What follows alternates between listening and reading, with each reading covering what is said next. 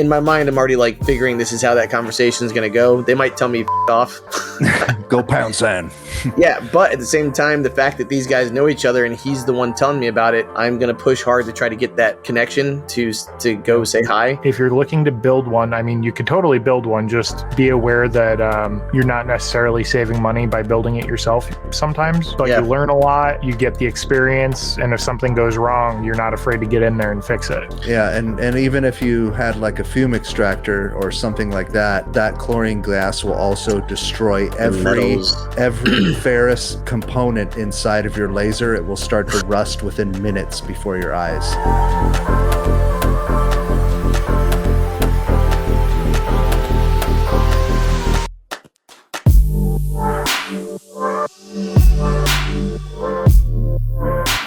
Hey everybody, and welcome to the Laser Everything Laser Source podcast, the #1 podcast for answering your questions and other stuff. We're here with Laser Engraving 911 Michael. What's up, Michael? What's up? And we got Matt here. What's up, Matt? Hey man, what's going on? How would you Yeah. So we're gonna be pounding through all the questions tonight. Your head. We got Vince in chat. What's up, Vince? Richie. How you doing, bud? Travel Diva, what's up? Jack in the shop, what's up, Jack? Jack, he's got a new guy named Jake in the shop from last week, so that's pretty exciting too. Jack, you missed him. The same. Got Will Sims, another Jack. Danny, what's up? All right, let's see. Willie's brain hurts. I'm sorry to hear that. Ooh, he spent the last week tearing the guts out of a 20-year-old laser and updating it with new electronics. That is a learning curve. Totally understandable. You're mixing generational components at that point now. Wow. He had an RF tube that was like a power source and RF tube from like 20 years ago, like you said, and they were like $25,000 lasers when they were new. So that should tell you, like when that's 20 years ago, $25,000, which would basically buy you a house at this point. So just saying. Feels like it. Yeah, that's a lot going on there. What's up, love? Laura, how you doing? E2. Hi, Laura. First question of the night. How are you on this fine Tuesday evening? Hey, Dave. New LMA member, loving it. Thanks for the great content. Anytime. Thanks for being part of the community and supporting the channel and the community. Doesn't Kyle's voice remind you of like an ASMR person? Hey, guys. Welcome to the channel. This is the sound of talking. Not the we're not going there. I listen to. No. Oh, don't get started, man. All right, what do we got? Who else we got? How are we on this fine Tuesday evening? Michael, how you feeling, buddy? What's up? What's new? Oh, man, I'm glad to be just sitting down and just hanging out for a second. Today was a whirlwind mix of all kinds of stuff, from doing little knick-knack engravings for people to data entry for larger engravings. My brain is just turned into mush today by the end of the day, so I'm glad to just be chilling right here, right now, and not doing any engraving. Honestly, I can talk about it. That's fine, but like I don't want. Yeah, but actually doing the smells, the textures, the touch, dude. Like the other day, oh my god, look at this. So I had to do some. Like I know exactly what you're talking about. By the end of the night, my hands were the color of this. So this is a Mr. Clean rub or whatever. This thing is like pure black from PVC or not PVC. The Duet's plastic, because I wipe them down with this real quick just to get a nice clean. Like that gets rid of any residue or anything. Like I've seen so many people ask, like, how do I get rid of the residue and this and that? But I did like 23 signs the other night, like 4 by 5 inch signs. Oh my god, done with that. And then by the end of the night, like I went to go wash my hands. It took like 8. Yeah, I feel you. You can just smell like acrylic the next day. It's wonderful. Oh, for sure. We got Computer Creations in chat. What's up, bud? Oh, hope you're doing good. So we got our first question. Hello, we do on-site engraving and are considering a UV laser. Please give some basic pointers. My first pointer is, what are the general size constraints that you have when you're going to be using the laser? Do you need a big workspace or a little one? Because that's going to dictate how much wattage you're going to need to drive that lens, right? On a 5 watt, I generally probably wouldn't go over a 200. And if you're going to be focusing on glass, maybe not even go above a 175, because you really start to taper off hard with that 5 watts of power going above that. Another thing to consider too is, I was going to say, if you're in a temperature controlled setting or if you're in a warehouse type setting, that's something to consider too, because of the temperature that you're going to have, because there are water cooled versions and there are air cooled versions. So if you're in a temperature controlled environment like here, I put a split unit in my garage, so that made it, I can control humidity and the temperature. So air cooled, a lot easier with less strain on the laser, versus if you're going to get a water cooled, they have water cooled 5 watt and up Actually, 3 watt. No, I think 3 watts are all air cooled. You can, I think some brands have a 3 watt, but it's fewer and further between these days. We're starting to see, I'm hearing 10 watts might be getting more air cooled variants soon. Yeah, I've seen that too. What do you got, Mike? I was going to Michael, say, sorry. I would also, because it was like, what are some things to consider? They said on-site engraving. So, I mean, with any laser you're going to bring to a show or do on-site engraving, you know, you have to protect. So I don't know if you're probably going to want to be behind a curtain. You're going to want to set up an area where no one can visually see that UV laser. It'll jack you up. Or the fiber, or a fiber laser for that matter. An enclosed CO2 is a different story. But I would just make sure that no one's able to visually be line of sight with that. So you're going to have to work in a private area behind your booth doing all that on-site mobile. Invest in eye stuff. Yeah, invest in eyewear for yourself. Yeah, and that's not even talking about your own eye protection. I'm talking about other people's protection. Oh, for sure. Yeah, I'm saying like, because then you say to stay back. Another thing to consider too is if you're doing on-site, which means I'm assuming things are being brought to you, or you don't exactly know what it might be. Think about 10 watts because the curvature and the depth of field on the laser is very, very, very small on a 5 watt. What'd you say, like 1.5 millimeters to 2 millimeters out, you're done? It depends on the lens, but yeah. If let's say you have 3 millimeters of height variance and focal range on a fiber, you're gonna have half that on a UV basically. What that means is if you have a nice flat surface like this, perfect for a 5 watt. If you have something like this where it's got a rounded or beveled edge and from one part of the other it tapers, and you're going to either have to position it really perfectly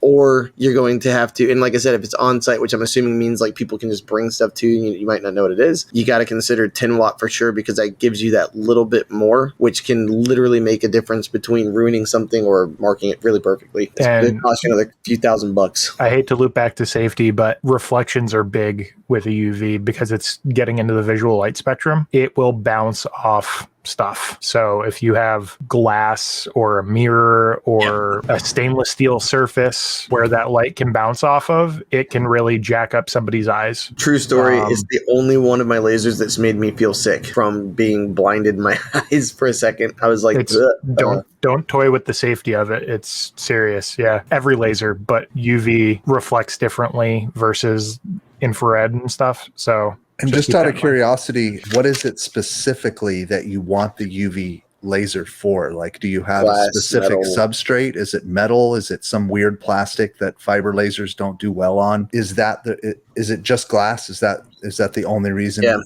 I guess I just would like to know a little bit more about. That's a good question.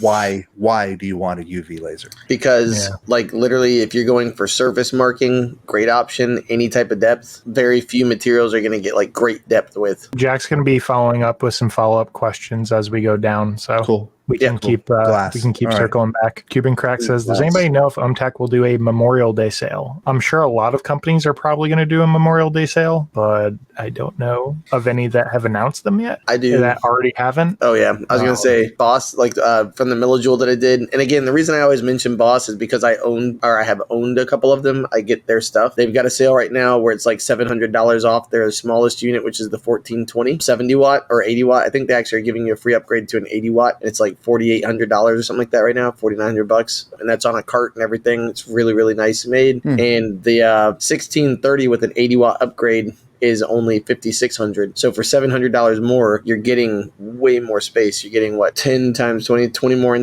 more square inches of space, which is pretty huge. So just saying, and that's literally the same brand I've got. I like them. They've got stateside service, pretty useful people from what I've seen. I do believe so I just looked. OMTech does have a Memorial Day collection bundle on sale right now. So it I guess it really depends on which laser you're looking to get or what size and wattage anyway, but I'll link that in the chat for you. Can I just say this real quick? Cuban Cracked. I was 5 minutes late, but then I realized I was actually 10 minutes early. That's so perfect for this. Will says, so I will throw the first question out. The limit switch on these old machines is closed normal instead of open normal. Is there a way to switch that in the Ruida? If I'm not mistaken, you can actually switch it based off of the wiring on the back of the limit switch, because there should be 3, right? And depending on which 2 you wire it to will determine whether or not it engages when open or closed. I think you're correct on that. You may be able to do it hardware instead of worrying about the software. Laura said, damn, Matt shaved. Or actually, she said Matt shaved, and Will said, damn, Matt. Yeah, this is where I was just talking with Michael before the podcast started. I literally have on Saturday in Florida, it's already 94 degrees. Like today, it was 97 degrees when I got in my truck on the blacktop. Literally on Saturday, we had a soccer game from 9 in the morning till like noon, and then from noon to 1, we had some kind of little party for the kids after the soccer season ended. And it was just, like my beard was sweating, not even my face. The beard itself was just like, take us away. So I had to, man. And my students, literally, my daughter again, when I came out, goes, how unfortunate. Like that's her answer from when I shaved. She's 7 years old. And my students were just like, why? Why did you do this to us? I think if I ever took off my beard, my kids would like leave. They've never even seen me without a beard. Nope. There's a couple, like, and all the guys with at work. They with probably call the like, police and say there's a stranger. Oh yeah, I've got a guy at work who's a good buddy of mine who looks just like you with the beard, like a nice full beard, and he's like, bro, no, and like he just, why you wouldn't even talk to me? I was like, Frank. For nearly 10 out of the 11 years I've been with my girlfriend, I've had a beard. Just one of those. I'm with you on that. Anyways, sorry, Beard Papa will be back, I promise. We do widget tasks. I know it's been asked before, but what do people use to help keep shipping costs down?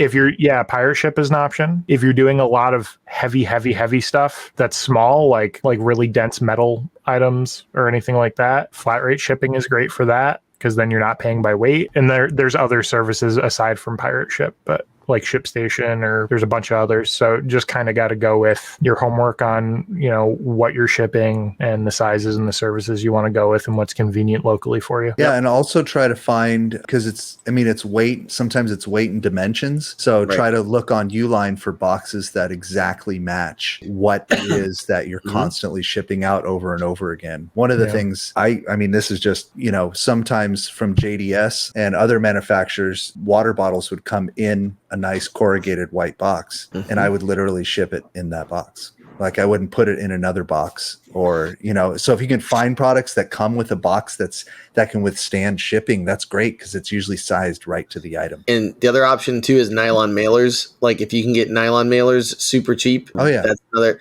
that you can put. So if you really wanted to protect the box from like rain, like let's say for example you're worried about it's going to a place where it might be raining all the time or something, it gets shoved into a mailbox and it's left open, and then whatever. That's where exactly what those mailers are for. You literally take the tape off, slap it down.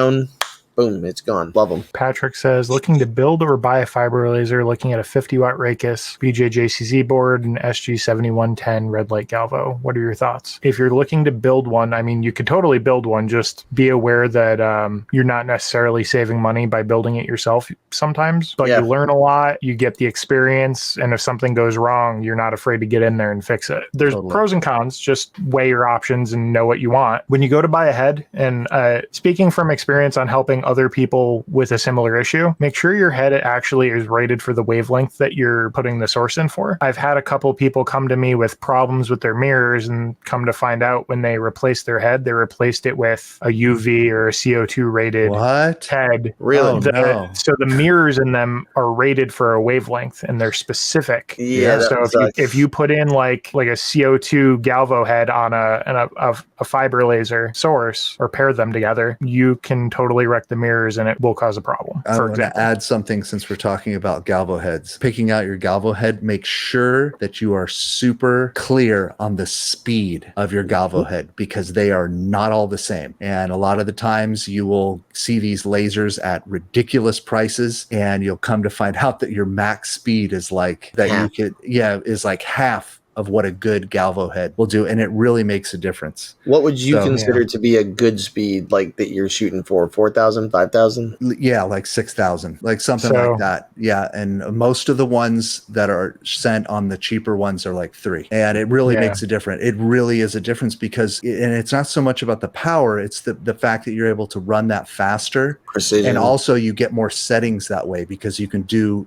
cooler stuff when you can run it faster and drop the power higher. It just gives you more options when you can run the beam faster with settings. Like for example, like if you're working with polymers and stuff like that, they have a lighter touch that you need. Yeah, exactly. Yeah. So check the max speed of the galvo head that you're thinking about putting on your build. And I think is it Sinogalvo is the one that most people, that's like the standard. Yeah, like SG. yeah. They're very good usually. There's a couple of brands out there. Some are better than others, but when you're looking through what it's rated for, definitely look through the specs. And don't be afraid to ask them for an itemized list, but like with the information on that, because otherwise it'll just say Galvo head. So if you tell them, please put the brand, please put everything. That way, when you get it, if they don't match up or you think there's something iffy, fishy. yeah, just saying. Good And point, then the other thing too is use a credit card, just because if you're, the chargeback is easier. Like I hate saying do chargebacks on companies, but sometimes they'll try to say, no, that we sent you what we think is better, and that's great, but you didn't order that. Let's like you ordered a steak and they bring you a hamburger. That's cool that you thought I wanted that, but nope, I didn't. So just a heads up, that's one more thought. Danny says, what material can you laser that yields the highest return for a business? Depends on your market. What item or what material? Material. I've got a good answer for you. It's pretty infinite on that, to be honest. There's a lot. Yeah, it also depends on the laser that you have, the wattage and capabilities that you have. I can tell you right now, like, go ahead, Michael, tell them what you think. I'll grab something I can show them real quick. Well, I mean, I'm going to say it's going to come down to acrylic and wood, because you can do so much with both of those materials and they don't really cost that much. So your return, that was the question. What material can you laser that yields the highest return? Well, if your material doesn't cost that much and it's plentiful and it comes in lots of different colors and different finishes, but you can get a higher return on it, then I would say it's going to come down to acrylic and wood for material. I think that's fair. If you were going to narrow it down to like a laser, like for example, on a UV, you can do glass ornaments that'll cost you $1.50, $2 a piece and sell them for $25-$30 a piece. And it'll take you, Matt, how long did those ornaments take you? 3 minutes a piece, maybe. So you sell them buy them for $1.50, sell them for 10 to 15. I was going to say 20 or 30 even. 15 for somebody you know. Nah, like if you're doing a large order, because I think he's talking about like, if it's a specialty one, for sure. Like if it was for a realtor who wanted one that said like, Matthew bought it for 20, and it's like, yeah, you could probably do something like that. But usually I'd work out a deal with them for like even $20 a piece because you're going to be a repeat customer. All right, you ready? Yeah.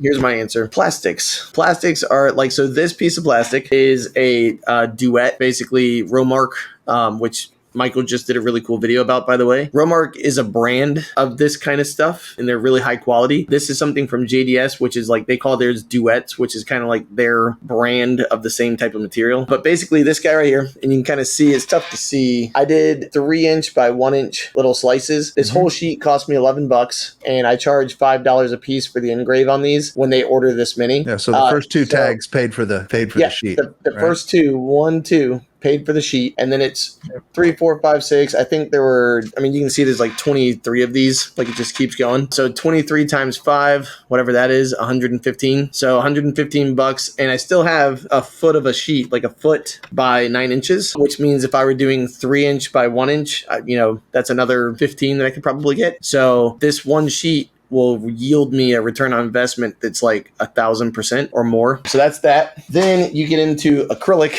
which again is plastic. So this is 3/16 acrylic, and a sheet of this is smoky gray from Kimcast. So Kimcast is a company out of Mexico that ships to America, a lot in North America. I paid $105 for a 4x8, and I had them cut it down to nominal pieces of 3 foot by 2 foot, which is my bed size. So that got me for $100. I got 4 3x2s and 2 2x2s. So I got 2 squares and 3 rectangles. And then I charge $9 a piece for this item. It's a cover for a radiator that I make for a specialty motorcycle. And if you look, that's $9 a piece. So I can do 1, 2, 3, 4 down, right? And I can go 5 across. So I can make 20. So 20 times 9 is 180 per one of these. So this one paid for almost 2 sheets of acrylic.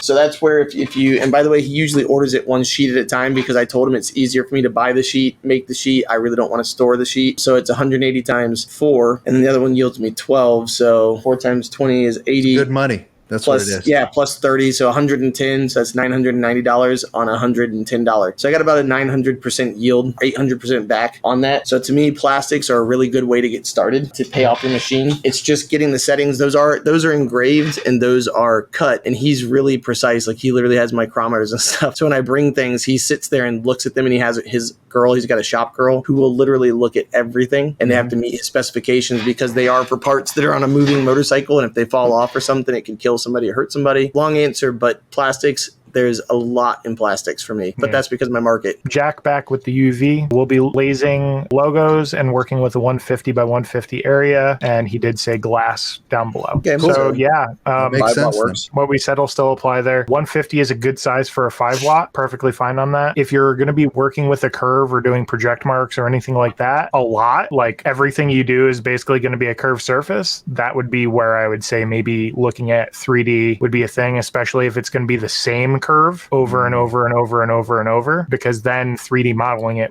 will be worth that time. If you're not going to be doing that, then 2D would just frankly be easier. Alex says, hey, my shop bought a fiber laser to engrave different parts and no one actually knows a lot about using it. Do you have any books or documents you recommend that I can read while the CNC runs? No website. I got a website with lots of videos. We have YouTube videos you could listen to. You can listen to the podcast. We talk a lot about different questions people have about fiber lasers. We have tons of videos. We have the LMA, which there's a lot of reading documentation on there, a lot of questions, a lot of discussions that are done there. The Discord has a lot of forums where people ask questions and also chat. And in the playlist section of our channel, there's Galvo Crash Course. The Galvo Crash Course for Lightburn and also one for EasyCAD 2, depending on what your shop has. By the way, Alex, for you, if you're sitting there looking through, because it is a myriad of videos, look for the one where Alex, the guy who's not here right now, looks like Jesus or something. He's like, oh, actually, no, he has the lips closed, right? It's the first video in both playlists. Yeah, it's like a 40-something minute video. It's super useful, from literally pulling it out of the box and putting it together all the way to like doing photo engraves, doing different materials, and using Lightburn in general. Also, if you have an EasyCAD 2 board, I highly suggest step 1, buying Lightburn, and then step 2, going through the Galvo course, and then step 3, if there's any like further questions specifically that weren't answered, always look on Lightburn's website, because they have really, really in-depth and thorough explanations of how to do stuff and how to use things that are really useful if you're somebody who's like a reading helps you. You said it all. Those are the best. There's also Michael's channel. Michael does a lot of projects and stuff too. I do, but not so much on fiber. So, but yeah, I do a lot of CO2 stuff, a lot of cool stuff with the CO2. So, Royal Ranch Artisans, would an X-Tool F1 be a good choice for on-site engraving? We've never actually had an X-Tool F1 in our hands, so we can look at the spec sheet and offer you a feedback on that, but we don't really have a real world use case for it. But that's a diode, right? It's the combo one. I think it's the combo one. It's kind of like a laser pecker, but it has I think it's got a 2-watt diode and a regular diode. Oh yeah, I'm looking at it. Yeah, it's got a 2-watt fiber and a diode. So for surface marking, you could probably do okay if you're doing like slate coasters or leather or something like that. For the price that I'm seeing, I'd say just get a fiber. Yeah, because how much is it? Like $1,200 or $1,300 or something? I'm looking at it.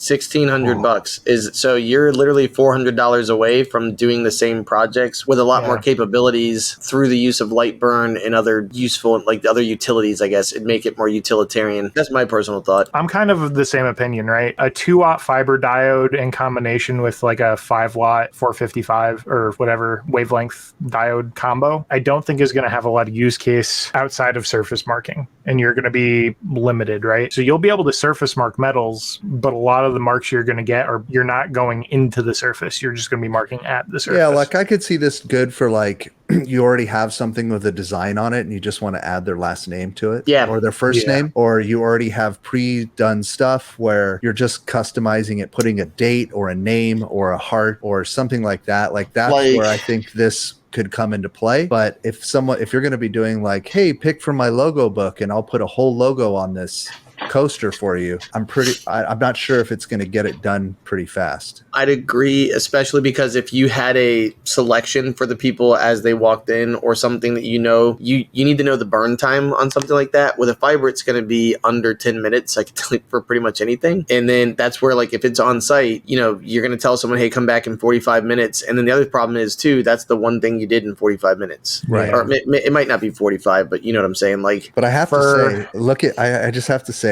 I really like the green and I like the way it looks. It's very fun to look at. It's sharp like looking. Laser espresso machine. Yeah. I think if it was me and it was going to be, you needed it lightweight and you needed to be able to bring it with you to a show without injuring your back, right? So obviously like a split style system is going to be out, right? But I would probably look at like an all-in-one fiber. So there's a sale going on the ComMarker B4, the black machine right there. I think that was like $1,800 or $1,900, and there's a $200 off coupon, and it was on sale on Amazon. Then you have the Makira. Mine is a 30 watt, but there are also 20 watts, which kind of helps bring you down into a similar price range. And that there are other brands that do similar stuff. There's an EM Smart, there's other ones out there. So depending on what you want, how tight of a platform you need, the repairability that you're looking for, how easy it is to get into and work on if something goes wrong, all that kind of rolls into it. But the other thing I was going to say is I'm looking at let me just share my screen real quick. So anybody who doesn't know what we're talking about or why we think the thoughts we're thinking, I'm assuming everybody's on the X-Tool page. So for people who don't know, this is what they're asking about the X-Tool 1. So $1,600. And this is where you're like, well, $1,600. But then if you are doing what Kyle mentioned, or like you said, on-site engraving, you are going to need filtration.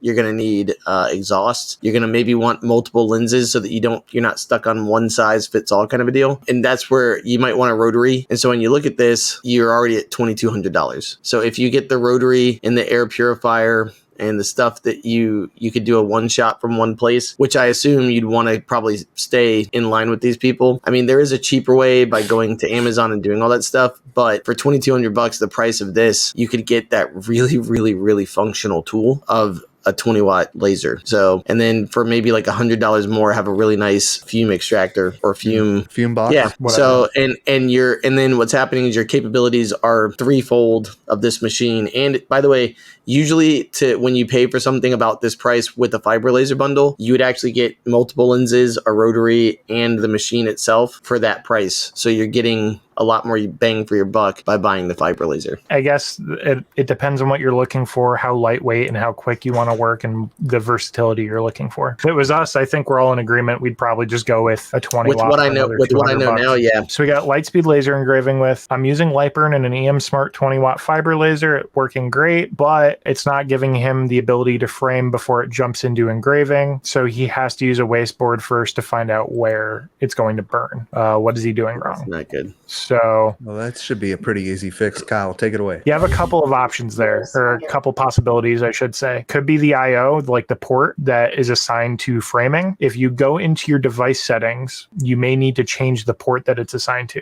If it's set to the same port, for example, as the start marking port, I forget the terminology used in Lightburn device settings, but if it's set to the same port, when you go to frame, it's going to start marking because it's going to start sending those instructions to the laser, for example, or it's going to get stuck in a loop and freeze. So you may need to change that. There's also a setting where you can require it to frame before it will start the job, and you may be looking to engage that as well. So that way, when you do hit start, it will prompt a framing window. When you see where it's framing at the laser, then you can come back to the computer, hit start, and it'll send the job. Do you guys have any pint glass examples on the UV? How much were you able to cover with the project mark? So I have, it's not a pint glass, but it's about the same diameter. So how many cover your eyeball millimeters wide is that? So that and what wattage was that? This is a 5 watt.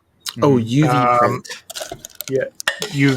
Not print, but UV laser. Yeah. Well, I did one on this with the UV too, so I can show you that. I did my depth of field. So this is one that I did with the fibers. So let me just show you this. And I know you're asking about the UV. So this is what I've got, the same exact thing in the glass size. So this is a pint. On the fiber, I usually keep mine around like 68 millimeters. On the actual 5 watt, I think I got mine to be about 43, and it was really nice. After 43, my edges started not getting that really nice sandblasted look, and it still had a mark, but it, so what is that? Just about 2 inches almost, right? 50 is 2 inches. I guess 1 7/8 inch. So, but that's with a 5 watt. So here's another factor, right? So your typical pint glass is probably right around 80 millimeters in diameter. So your diameter or your circumference is also going to be a factor because it's going to change the depth from the center to the edges of the engrave. You're battling two different areas. Right. So this is an 80 millimeter diameter circle, right? I was able to do about 38 millimeters without a problem. I could probably do a little wider, but then you start getting into the nitpickiness of, is every piece of glass going to be the same? And did you focus it just right? Because at that point, you're now really getting close to the edge of what it's capable of without having to refocus and run a second mark to get a good outcome. 43 was my absolute. I wouldn't sell it past that. For me, that's with a 150 lens is what I have on my UV. Okay. And in theory, if you're going to be doing glassware, is there a nice rotary setup for a UV laser that can chuck up a pint glass or because we wouldn't even be having this conversation if you had a rotary, because then you'll always be in perfect focus. So I actually, what's the answer? I'm dying to know. It's funny you mention that. I prefer, if I'm doing anything round, even if I'm not rotating it, even if it's a strip across the surface of the curve and I'm not even really working the curve, I'd still rather chuck it into my rotary because then it's not going to roll around. I have it's a wine glass rotary and it's spring loaded on one side, which is actually really nice. So when I have 4, 5, 6, 10, 20, 100 of the same thing that needs to go through, I can quick change with a spring. I don't have to loosen a chuck and mess with anything. There is no little spring loaded thing to hold back. And it's got silicone on the end, right? Using a third arm. It does not have silicone on it, but it's got cone shapes and flats that you can either chuck in or on the other side you screw in onto the spring side. You can also 3D print bigger ones if you need to. I was going to say you can buy some silicone or rubberize. You could rubberize the edge that has the conical section on it too. If you're doing stuff like champagne flutes and stuff like that, because like he said, there are different sizes and utilities. So that if that's something you're concerned about, my answer would be.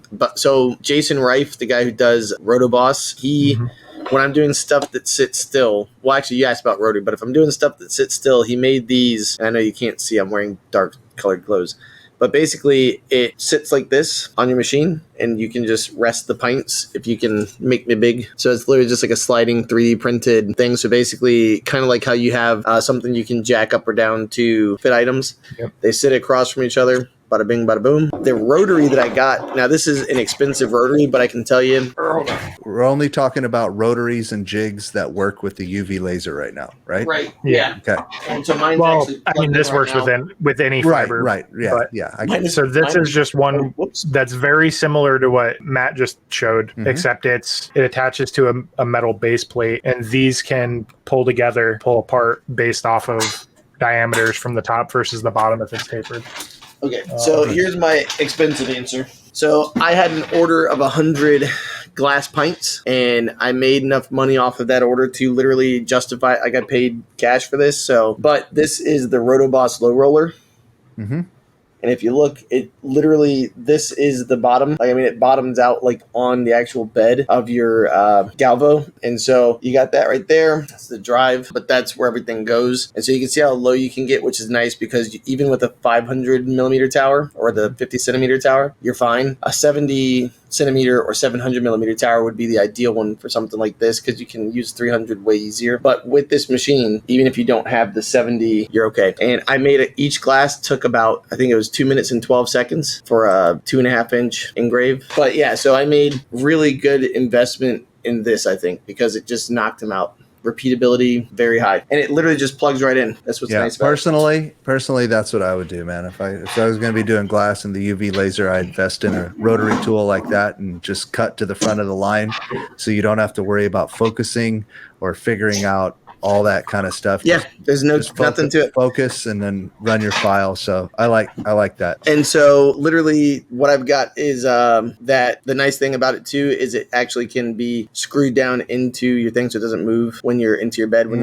So that's what's nice about it, because the feet, he 3D printed feet that you can screw in to have that capability. So then you don't have to worry about it. Pretty good for any type of, and what's nice too is if you are trying to do, I've got the CO2 Galvo now. If I wanted to, for some reason, it should plug into that because they're both from the same manufacturer, and the manufacturer said it should work with both. How does UV do better on glass than a CO2? The wavelength. It's a completely different wavelength, and it reacts differently to the material, just like fiber versus CO2, right? They have different effects on different materials. The UV gives you essentially a sandblasted look. It's actually ablating the glass, so you shouldn't really have any sharp edges, shards, anything like that. Whereas with the CO2, you're microfracturing. It's not really ablating, it's kind of surface cracking it. So you can tune that so that you still get a nice surface. There's also other finishing techniques that you can do to it, like little sanding pads and rubbing compounds and whatever, if you can't get it fine-tuned to the point where you're happy with the surface. But UV, it just comes off that way. Is fracturization or fractalization versus like really nice sandblasted look at the microscopic level? Patrick confirmed what we were talking about with the limit switches earlier, so thank you, Patrick. For those that own a mirror, how often are you changing your distilled water? So the reason I'm bringing this up, even though I don't personally have a mirror, is it's kind of the same regardless of your machine if you're using a water-cooled, because ultimately the reason why you're changing that distilled water is so that if anything is breaking down into the water, you're removing it from the system and flushing it. And two, if there's any growth occurring in the distilled water, algae or otherwise, the kind of time frame around that is usually about 6 months. You want to flush it. If you notice something growing in the tubing, if the tubing is changing color, turning darker, getting a hue to it where it was otherwise like more of a white color, for example, that's your kind of telltale sign that something might be growing in your cooling loop. It's time to flush it, maybe do a cap or two of bleach in it to kill anything growing in it and do another flush. That would be kind of the go-to. I wouldn't go more than 6 months. If you're nearing the year mark, you may want to have done it a couple months prior personally, but I haven't changed mine in 3 years, and it's absolutely, there's nothing wrong with it. Some of the desktop lasers are starting to use that like coolant liquid instead of water in there. Have you seen that? I'm pretty sure that nothing's gonna grow in that stuff. Whatever's in there. So there's growth inhibitors in that. A lot of the ones that come with it are generally formulated for low conductivity, so it's usually safe for the laser, or it should be, I hope. But there's growth inhibitors when you're talking about coolant instead of distilled water. Usually, it's not the same type, but it's the same idea as for car coolant or RV coolant. Right. Totally. Winterizing coolant, that kind of stuff. There's growth inhibitors that prevent stuff from growing in it, so you don't get bacteria growth and your radiator doesn't fill up with junk and get blocked and start popping pinhole leaks everywhere. You know what I'd love to see have some growth? The number of likes on this. Good segue, Matt. We got 60. We had 68 people in here a minute ago, but only 27 likes. But so if you like and appreciate what you're hearing, by the way, definitely give us a little love down in the smashable like button there. Just a heads up. Get it in front of people who might need their questions answered, because that's how helps it get into the loop for people. Adam says he's got a 30-watt CO2 Galvo. Love it. Ooh, nice. Currently running a 0.05 hatch and 0.05 split size for the tumbler on chuck rotary. What are the negatives to upping the split size, and can that speed up the engrave? So yes, the negatives to upping the split size is that for CO2, it's not quite as big of a deal, but you can affect quality a little bit because now you're introducing a variable focal distance as you start to wrap the corner a bit. So that's part of it. The split size is, for anybody who doesn't know, is the distance in which the rotary turns in between the laser doing its thing. And on a Galvo, you can do a section of the surface without moving the rotary, unlike on a gantry laser, because it works differently. But and it tells it how big of a split to do. I mean, I guess maybe you could figure out a way to do it on a gantry, but you probably wouldn't want to. Yeah, the negative is you're getting a variable focal distance. If it's extreme enough, you will get a varying degree of mark, and that can affect the results you see. And you can start to get little variations in how much is taken off and what. Little fade marks in between each split size. Yeah, it almost looks like prison bars or like a scanner from like a UPC or whatever, like the little. Exactly. And you'll start to see it, and as soon as you do, you know you've gone too big. Mm-hmm. It's on a fiber. You can also get over ablation in the center of the split and under ablation at the edges. So now you're eating into the metal, versus at the edges you're leaving powder coat on. So it's like two bigger extremes. On a CO2, you could probably whack more power at it to kind of combat that, but like everything, it's a balance of time versus quality. I would do I would get a blower cup and just kind of set it up, not doing anything and just seeing how wide you can go at different focal points. Oh. Dial in that perfect focal point, and then you'll kind of know what your max split size you can get away with. Yeah, I agree. I was going to say a really cheap way to do what Michael is talking about is these little guys right here from Johnson Plastics Plus, or if you want to go on Alibaba and order them. So these you can do, and they're basically spray painted. So you can basically. you can literally, especially with a CO2, I mean, it's just melting away that layer, right? So don't be afraid to do something like buying a little pint cup, and for the purpose of finding out splits and what it looks like and does. Now, if it messes up the metal, obviously, whatever, but spray paint it, right? Take it back outside, let it sit out there for a couple of minutes, buy 5 or 6 of these, and you'd be able to do a lot of practicing, burning, and learning. Yeah, that's a good way to look at it. That's one of the ways I figured out how to do the project mark right to where I wanted it for the price of a can of spray paint. Rebel Ranch says, can you guys tell if plastic has chlorine in it by the smell when you laser it? No, and you wouldn't want to be able to tell by the smell because it off-gases chlorine gas when you laser something with chlorine in it like PVC. Super dangerous, super toxic. When chlorine gas combines with water, it creates an acid, and you don't want that happening in your lungs. That is called death. Basically, it's a very terrible way to die. Don't do that, and don't put anything under the laser that you don't know what it is the best answer I can give you on that. Yeah, and even if you had like a fume extractor or something like that, that chlorine gas will also destroy every ferrous component inside of your laser. It will start to rust within minutes before your eyes. Like literally, it happens like within minutes. Somebody made a post on it. They did what someone told, like, so basically to go with what Michael's saying, a customer brought in like 10 or 12 items, and it was somebody in the laser lounge with Alicia Pate, because I just was scrolling through there one day and I looked, and a guy said, I really wish I hadn't have done or trusted the customer, but that's exactly what happened. So he had a really strong fume exhaust, so he never had any issues, or at least that he's aware of yet, with his health. But the machine looked like it had aged like a year and a half overnight, like it had sat outside. All the steel parts looked like trash, and so and then on top of that, like you gotta think about the gantry is usually some type of a steel. The worm rods are steel. Your panels, usually a light steel, like an 18 gauge or 20 gauge steel. So just so many components in there. Another side story to that, I saw somebody who decided they wanted to follow the trend of doing those vinyl record, the little crafts where you cut stuff out of a vinyl. You mean the record. ones that are supposed to be done with a scroll saw? Those? Yes. Oh, okay. Go ahead. They thought it'd be fun to do that with their brand new Epilogue. Like literally 2 weeks old. Oh, that hurts. Talk about a $50,000 mistake, right? Oh, that is a car. That's like just taking a car. Just don't, because guess what? That's not covered under warranty, and neither are your lungs, and neither are the loved ones in the house with you, or your shop, or your customers. I'm not even worried about them. The machine is what matters more.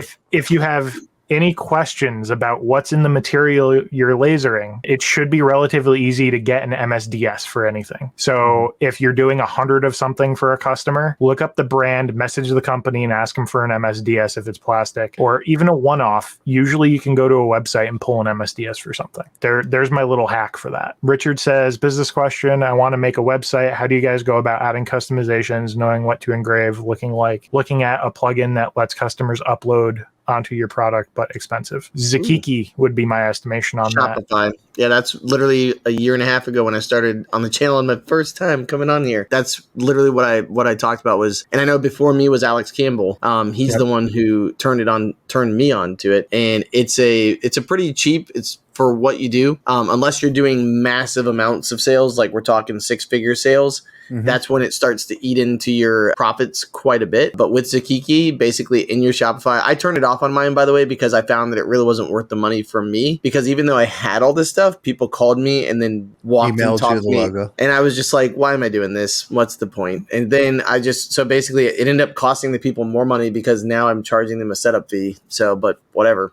They were like, that's fine. But yeah, Zakiki's really great because basically you can go in and you can set rules, you can set limits, you can provide expectations, you can say where they can do it, how much it's going to cost.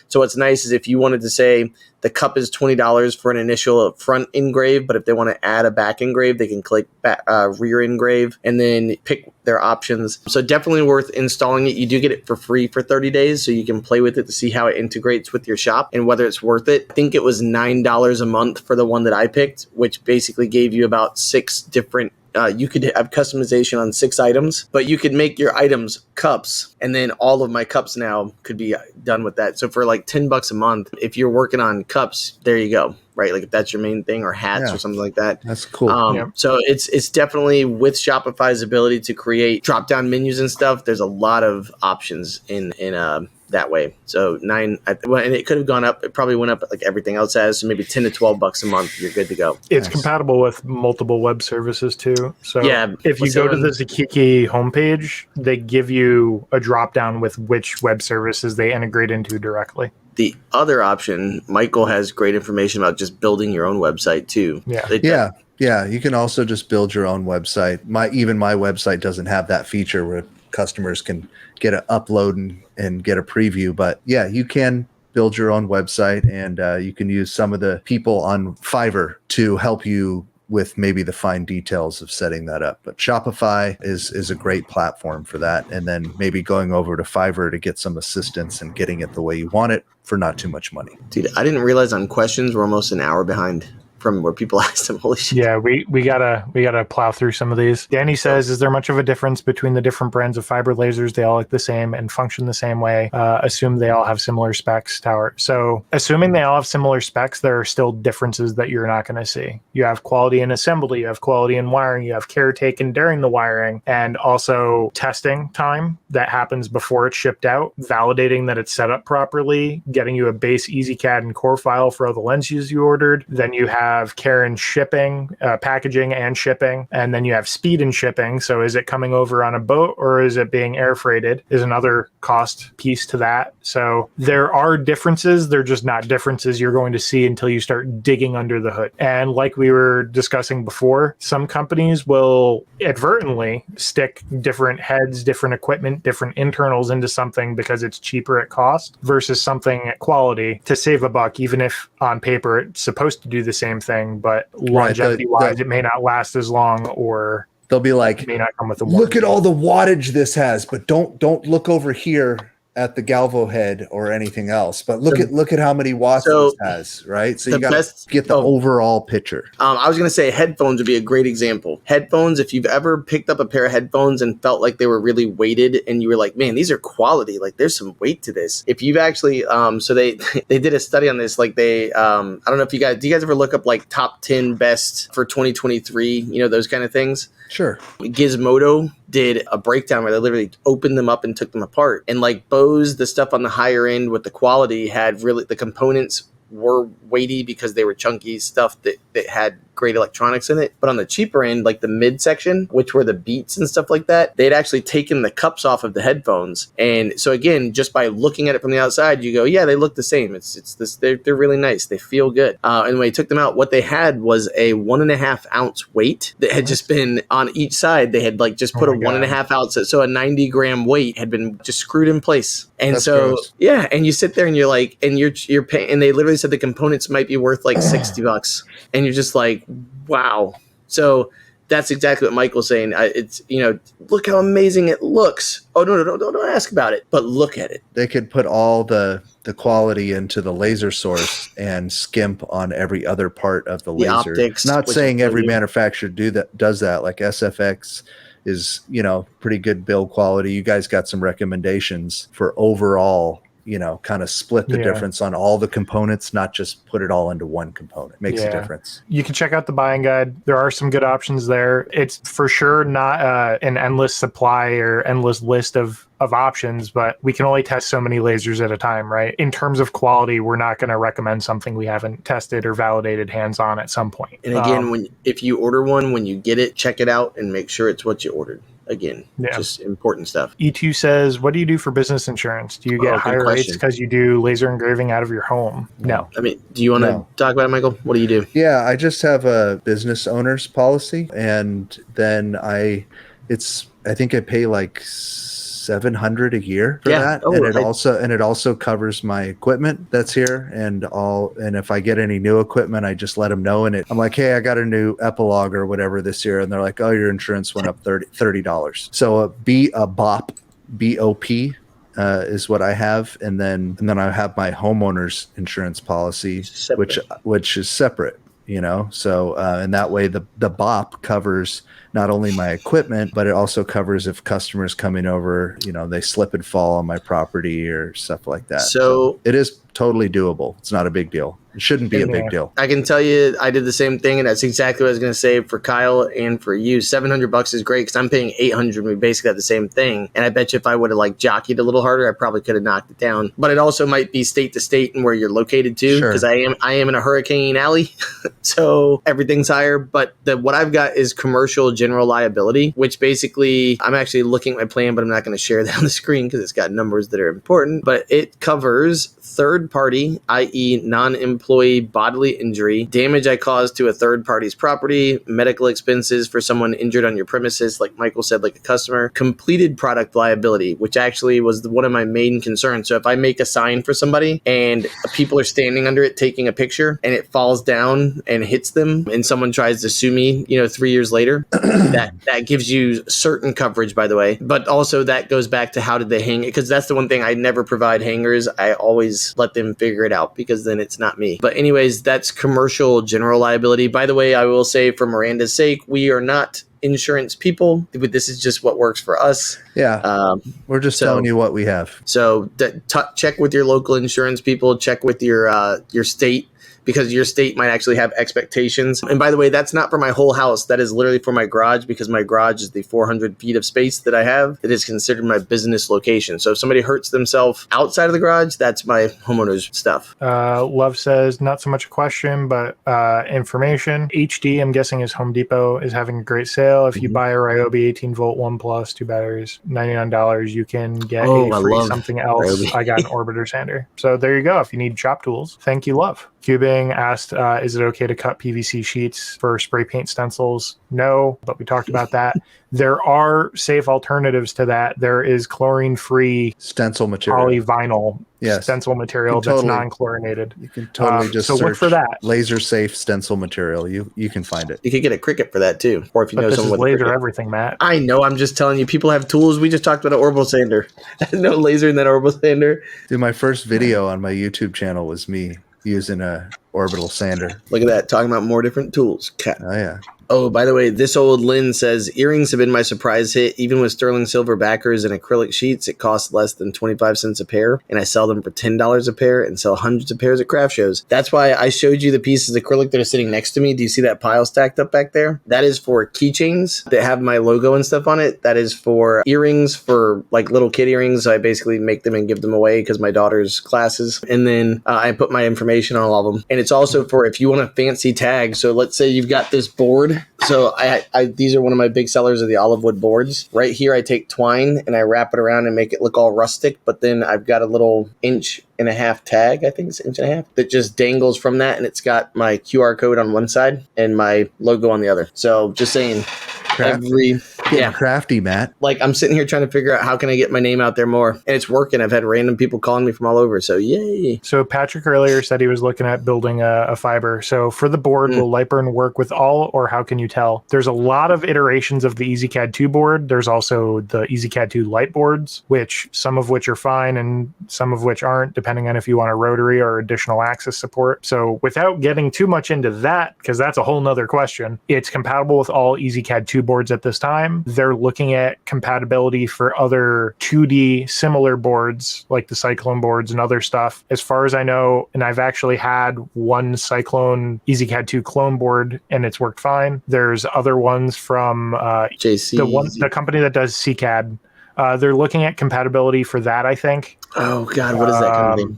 At least I saw a post saying so. I'm not sure how accurate that is, but for now, EasyCAD 2.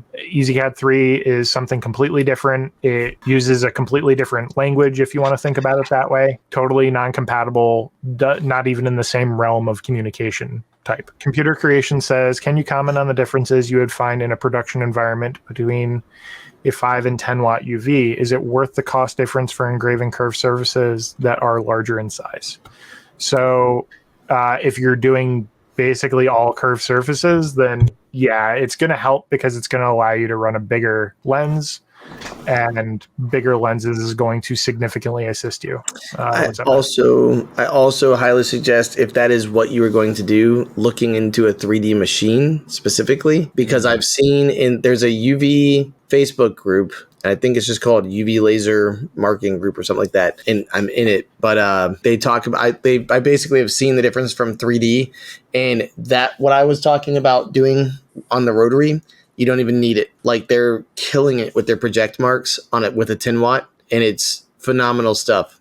Like, phenomenal work coming out of their shops, and it's in sub 1 minute jobs that look amazing. The only bad thing though is you'd have to use EasyCAD 3.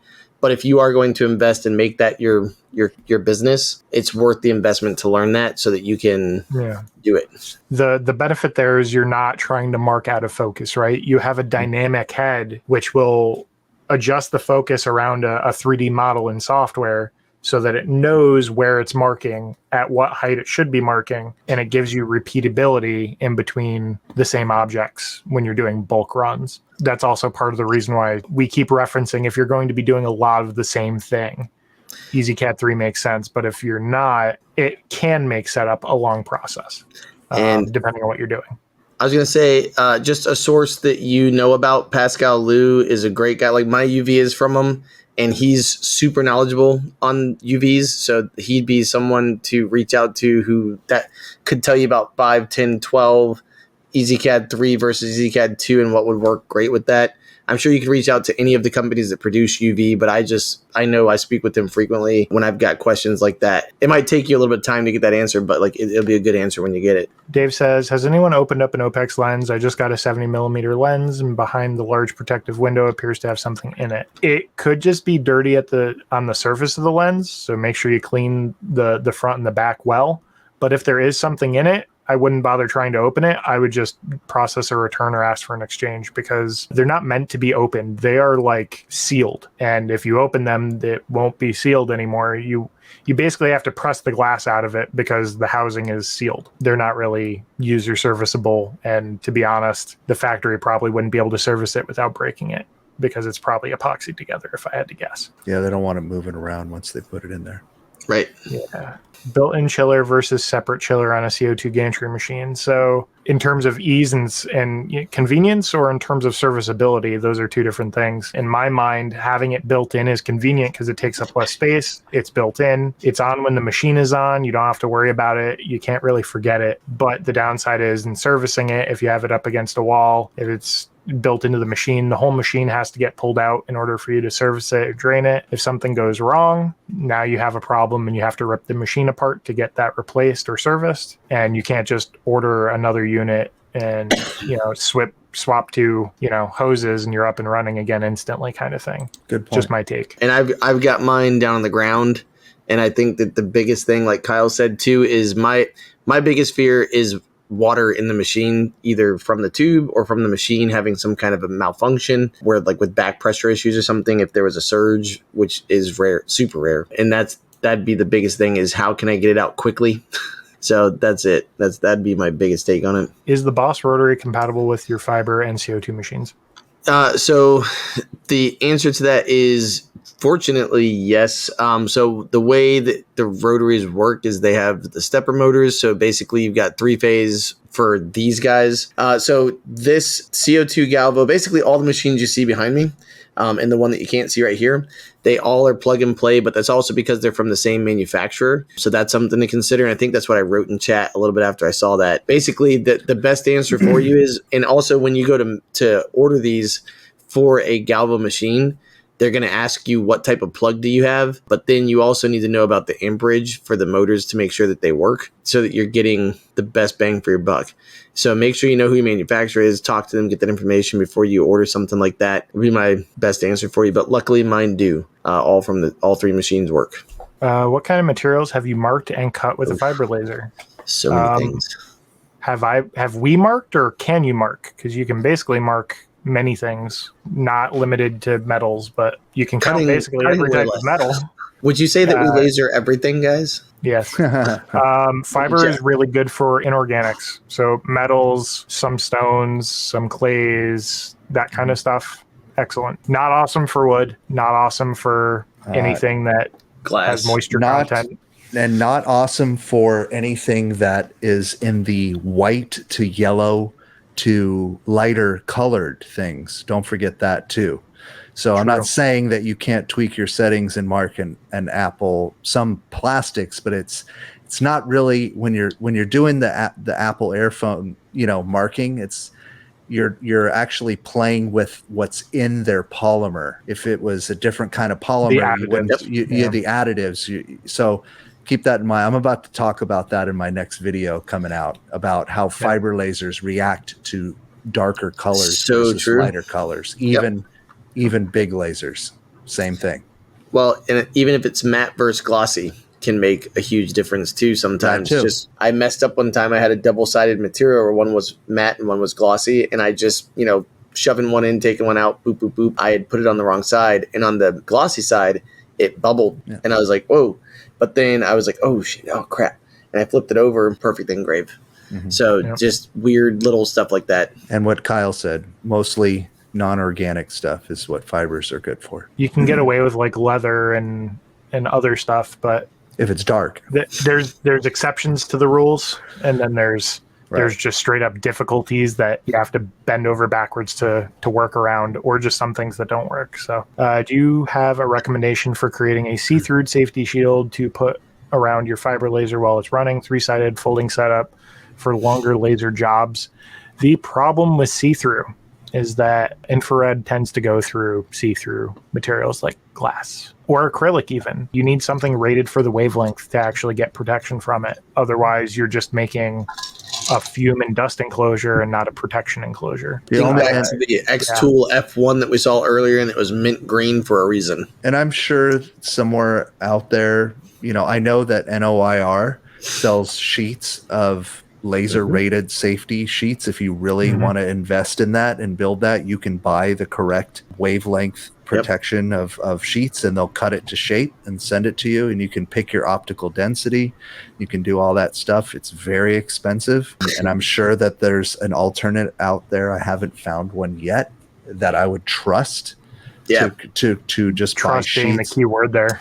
That I would trust. But I know that NOIR, you can buy laser curtains, not just safety glasses. You can buy curtains. You can buy sheets of the same material that they make their goggles out of. It's just gonna really set you back. And I just want to reiterate what Michael said, that you can trust, because there's similar material on Amazon that's about the same cost, but now, like, the last I checked, it was a brand that nobody's ever heard of. I can't find a place where they sell optics, and they didn't provide their testing. They have no proof. sheet. Yep, no proof. So there's no proof to go off of. And by the way, places like NOIR they're part of the scientific community, and literally, like, they're trusted. Like, they've got, I think it's like CESA or something like that, certified. So it's like certified European scientific. I don't know, but there's basically, if you look at their stuff, it's like, why use us, or who are we? And they've got certifications. So when they show you these tests, those are actually like rigorously tested and then proven to be true. And that's where, if you're doing on-site stuff and somebody said, well, where'd you get your stuff from? And you're like, well, Amazon said, woo, liability. Hello, my name is. Yeah. They've got a pair. I just have to say something. I almost got them. They have a pair of fiber laser glasses. Oh, God. They're $500. The visible light transmission is like up in the like 80% range. Yeah, they almost look like these glasses, but they're rated for the 1064 nanometer. That's dope. With a really high optical density. And then I saw the price tag. I was all, I can't do it. But I would love to have those. But if that's what you do for a living, and you're making $100,000 a year, and you don't want to keep having to look through like the dark stuff, I get it. Like $500, you're like, okay. Who came up with that material? Someone who's making a lot of money. Yeah, cheap alternative. Trifold cardboard. Get 2 of those and stick one on each side and block up all 4 sides, and you at least have most of your base is covered, and it's like $10 of investment and you're done. Not see-through. Yeah, non-see-through. Will Martin says, your content is always great and inspiring. Thanks, guys. Thank you. And thank you all for being here. Is 50-watt laser good for deep engraving? It can be. Yeah. Kyle has a Death Star. I have a 100-watt, a 60-watt, a 30-watt, and a 20-watt. And I wouldn't venture to say a 30-watt would be what I would go to do a lot of deep engraving, but it's doable if you have a reasonable lens and you're working with a material that isn't copper. But I would say if all you're doing is deep engraving, I would probably start looking at 50 watts and higher, because now you're looking at time investment and efficiency. That's definitely, that's all you're doing. That's the floor. Yep. 100-watt fiber laser. Dude, if you're doing it, what would I do with a 100-watt fiber laser? I have 50 watts. I've been using it for 10 years now, and I'm happy, very happy with it. But man, I'm all 100 watts. Oh. That's where I just think $1 million. I've been doing some interesting depth testing with it too. It's a lot of fun. Doken says, "What are your thoughts on CloudRay 60-watt MOPA?" Good for it. Our stance with any laser is, if we haven't tested it, all we can look at is the spec sheet, right? It's like looking at cars. We can say that car is awesome, but if we've never driven it, it's probably not best to do a full-on recommendation for something if we have no experience with it. Going back to everything we said before about different companies and assembly and whatever, we've never had CloudRay in our hands. We are looking at doing a review on one here in the future. So maybe we can answer that with some level of authority at some point. For now, I would say go onto Discord and check out the comments, do a forum post and ask for information from anybody who bought a CloudRay fiber, and ask them what their experience was, ask them if they've looked inside it, if it's been good for longevity. I would start with that, because now you have a two-way communication instead of just reading whether or not it's a 5-star or a 1-star product kind of thing. You know what I mean? Hopefully we can get one in for a review here at some point, and we can offer a first-hand experience. Some vendors also require a certificate of insurance if you plan on doing important parts. Yes. So if you're going to be laser engraving a $1,500 part multiple times for a long span of a production run, they want to know that you're covered. That's actually in the newest edition of the Laser Focus magazine. I actually wrote an article about working with the school district, and so not working with a school like this high school or this elementary school, but for the school district, which is a massive place. They require a laundry list of different types of insurance. So they actually require like transportation insurance. Even if you're never going to come on their property, you have to have it for them to hire you in case you did have to at some point. They require liability, commercial, general, or you can have some like $1 million of this, $1 million of this, $1 million of this, or some combination of 5 million in total, which that's where you start getting into expensive, but that's where you're working for one of the top 10 largest counties in the nation, and they're going to spend money for you to pay that. So you'll be okay. It's not exclusive to just yours too, or even that region. Even in my area, I'm up in the Northeast, Matt is in the Southeast, and Michael's in between. That's kind of the case for most of the districts up here too, where they want coverage. If you're putting something in their students' hands, in their faculty's hands, if you're selling it on their behalf or doing work for them, they want to know that you're insured. So if something goes wrong, if somebody gets hurt with what you did, they want to know that there's an insurance company that's going to pick up on the other end and know that they have somebody they can hold responsible. Yeah, I did some on-site stuff for Emory College here in Atlanta, and they had me go through all those hoops and provide that. And it wasn't a big deal, but it was some bureaucracy. But once you're, that's the good point. Like Matt was saying, once you're in, like you're done. And like they have you all on file. They have all your credentials. You're good. They'll just start working with you. I'm super excited because today I went to my local utility. So I'm getting my foot in the door with my utility, one of my utilities in the region, and I'm making 21 plastic signs, nothing big. They're 3-inch by 21-inch, and they're for inverter boxes. Because I asked them, am I allowed to tell people about this? And they were like, why? I was like, no reason. But I'm really excited because by getting onto their vendor list, all of my information is there. I understand how to write up their invoices / contracts because they do have specific ways they want it, their bookkeeping purposes. And then the great thing is now I can say, hey, Michael, how's it going? I just got done working with Kyle over here at the solar panel, blah, blah, blah. And he was talking to me about your facility and how you might need some tags for these things, I'd love to come out and do a quick assessment with you, like run the grounds with you. I know that you've got water, electrical, and gas lines, and I've got anodized aluminum for different colors, like red could be for gas, blue for water, yellow for electricity, or gold for electricity. I'd love to come talk with you and see what you think and what I can do for you. When can we meet? And it's like, oh, you worked with Kevin? Okay, great. Or whoever, or Kyle, not Kevin. Wow, I'm tired. You worked with Kyle? Yeah, let's get you in here. So in my mind, I'm already like figuring this is how that conversation is going to go. They might tell me F off. Go pound sand.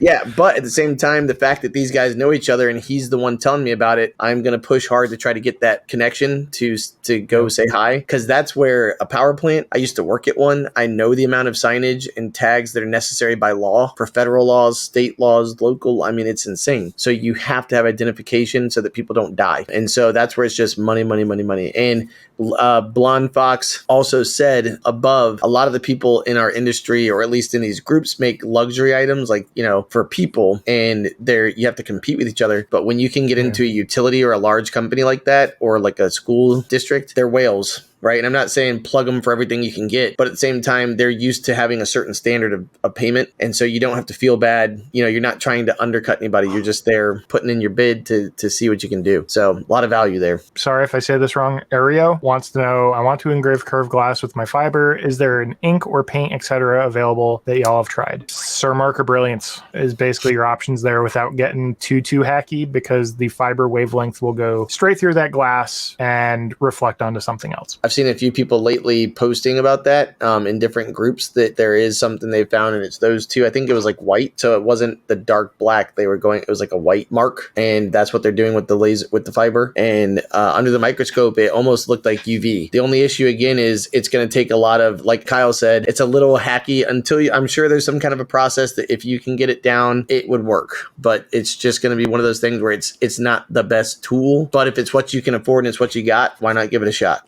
Last thing I have here is Gar says, been using a camera to monitor the fiber so I don't have to look at it directly. Not a question, but a comment. I do the same thing. So even though I'm partially photosensitive, I can't really stare directly at the fiber a lot of the time, especially if I'm having a really bad day, if I didn't get enough sleep, or if I've been staring at it for a long period of time already. So being able to look at it through my computer monitor, even with my safety glasses on, since it's right there, is just better for me personally anyway. So that is something I absolutely recommend. Unless you guys have anything else, I think we're done with questions for tonight. No, man, it was a good show.